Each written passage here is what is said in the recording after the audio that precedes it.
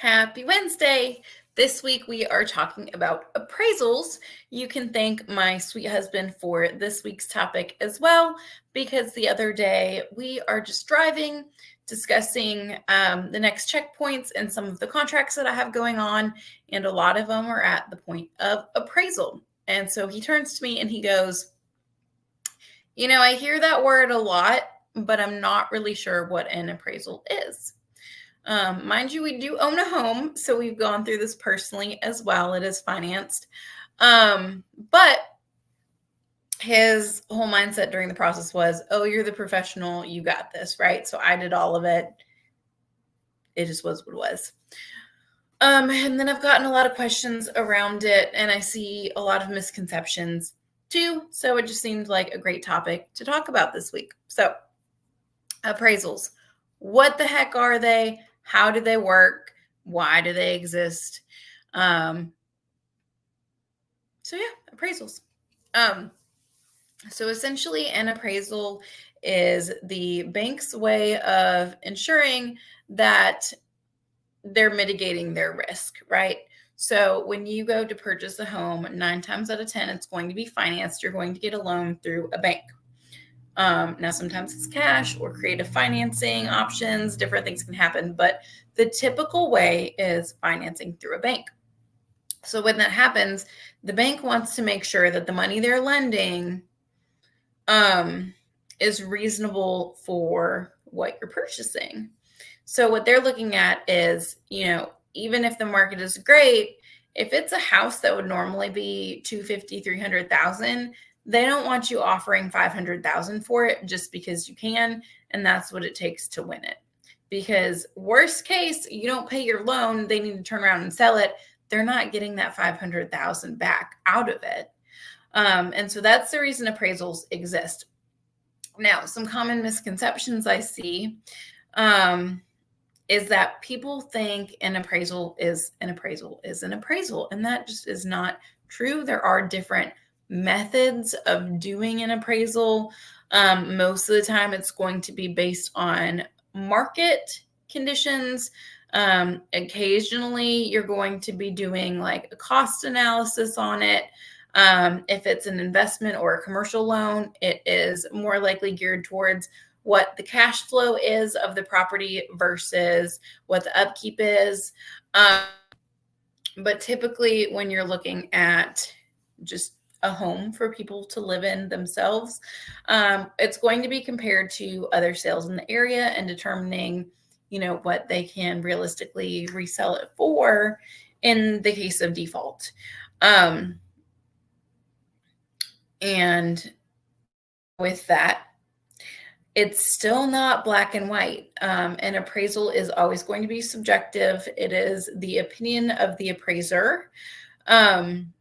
And they don't look at it the same way that a lot of agents are trained either. And so I am very specific about how I look at properties, and I am taking that into account. I had one a few weeks ago where I walked through it, I pointed out things, and they said, you're the only agent who's brought this to our attention. And that is because I look at things through the eyes of an appraiser a lot of the times.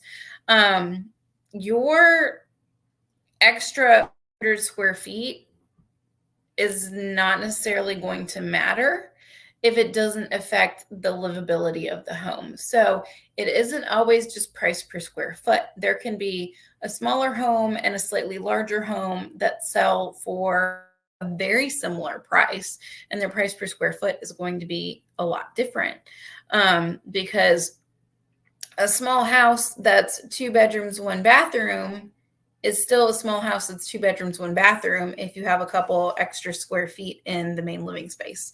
It doesn't really live that differently. Now, when you go and add on a 3rd bedroom, a 2nd bathroom, that lives completely differently, and that's going to really make a difference. So there's a jump from 1 bath to 2 and a jump from 2 bedrooms to 3. Now, once you hit that 3 bedroom, the difference in livability between a 3 bedroom and a 4 bedroom isn't as different. So there's not going to be a huge jump in value there a lot of the times. Which level of the home the square footage is on is going to determine it. Your square footage on your main level counts as a higher price than something on the second floor, or that would be in a basement. A walkout basement is completely different than a finished basement that doesn't have any way out except back up to the first floor. And all of these things have to come into play. You have to also make sure you have an appraiser who knows the area. We all know Chattanooga specifically, but also a lot of the surrounding areas in Georgia and Alabama. It really can be $100,000 difference from one street to the next. So you have to know the area. You have to know the market conditions going on currently. Other things that are kind of dumb, but they are what they are, is what counts as finished. So it needs to be electric, plumbing, floors, painted drywall, trim. It has to have a permanent heat source to be counted in.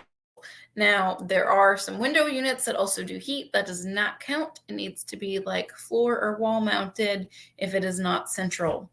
The thing that's dumb in the South is that AC does not have the same requirement, but it does need to have a permanent heat source. So keep that in mind when you're looking at things for lending. Then you have to take the loan type into account. An FHA is going to be a lot more strict than a conventional. Conventional is not the Wild West. You can't just buy whatever. It still has safety and functionality constraints. So that's where sometimes you'll see things that are only cash or conventional, or you'll see things that are cash only, and that is due to the condition of the property and how that appraisal is going to be looked at. The biggest misconception I see is that if you have an appraisal, that's what it appraises for. Now, remember I said it's a subjective opinion of the appraiser, and it also can vary depending on loan type. So if out and get an appraisal before your house is listed and you think that just is the appraisal, I hate to break it to you, but you wasted your money, because that buyer with their lender is going to have their own appraisal and it may not look the same. If you are looking at doing something like that, just have an agent come out and run the numbers, make sure they're a good one that does take appraisals into account, and not someone that's just like, I think maybe we can get it this high because it's a number you want to hear.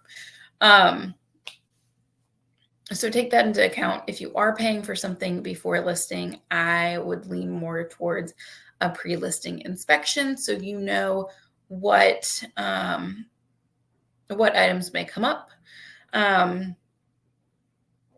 Downside of that is if you know of issues, you have to disclose them. But let's be honest, at least if it's me selling a house, I'd rather know the problems up front, versus be all excited that I'm under contract and now there are problems that no one knew about and we have to figure it out in 3 days. I'd rather know up front. So if you're looking at spending money on the front end to make it smoother, do it for inspection, not appraisal, because the appraisal may change. There are some cases where I'll say, go ahead and do an appraisal because it's just such a unique property and we kind of want a little mark to go on. And sometimes they can pull it and use it. Usually they won't though. So just keep that in mind. Trying to think of anything else I might have missed. Again, for conventional, does still have to be safety, functionality. And also whether or not you need an appraisal. So again, if it is lending through a bank, regular lender, 9 times out of 10, it's going to have an appraisal. Sometimes if you're putting a ton of money down, they can waive the appraisal because, again, it is to mitigate their risk. So if you're putting, let's just say 50% down, well, even if it sells for less than you bought it for, it's probably not going to be less than the 50% that they loaned on it. So they may decide to go ahead and waive appraisal. Other times you don't need an appraisal is if you're buying cash. And if you are a cash buyer, please hear this loud and clear. Everyone thinks, oh, cash is king. If you're running your cash transaction the same way that a transaction with financing would go, you really aren't ahead. Cash is king because it can do things that a finance contract can't. So if there are appraisal issues, someone who is doing a 0% down loan is not going to have any money to make up over appraisal. We have to drop the price. If it's cash, it really depends on how much they want the property versus how much the person selling it wants to sell it. So that's where you can get a willing to put up the extra cash. Now, if you are someone who's coming in cash, you still want to take at least 30 days to close. You still want a normal inspection period. You're still going to do an appraisal and you are not paying anything over that appraisal no matter what. Guess what? You are the exact same to that seller as someone who is financing. The only difference is that they know you have the money and you can't do something stupid to lose your financing. You have that little bit of edge ahead of those people, but it's not enough to come in 50 grand under the next offer and still win. Now, if you are waiving appraisal because it's cash and you don't have a bank that is requiring you to do an appraisal and you've done your due diligence, put in the work, had your agent run the numbers for you, and you feel confident that it is a fair price for the property, then go ahead and waive appraisal. And now you are ahead of those. So cash does not always put you ahead of finance. It depends on how you structure your full contract and the terms. Now, please don't hear this as me saying you have to waive appraisal in cash. You don't. I'm just telling you what makes it stronger and what doesn't. If there aren't really good comps, it is still safer to have it appraised just for your own peace of mind. But if it's in a neighborhood where there are a ton of houses selling very similarly and your agent can get a really, really good grasp on market value for the home, maybe don't waste your time. So appraisals, not for the seller, not for the buyer. They are purely to assess risk for the bank. There's a lot more that goes into it that I am not able to cover in a short video. But I hope this has helped as well. And if you have any questions on them further, as always, I'm happy to answer them. And I will see you all next Wednesday. Have a great evening.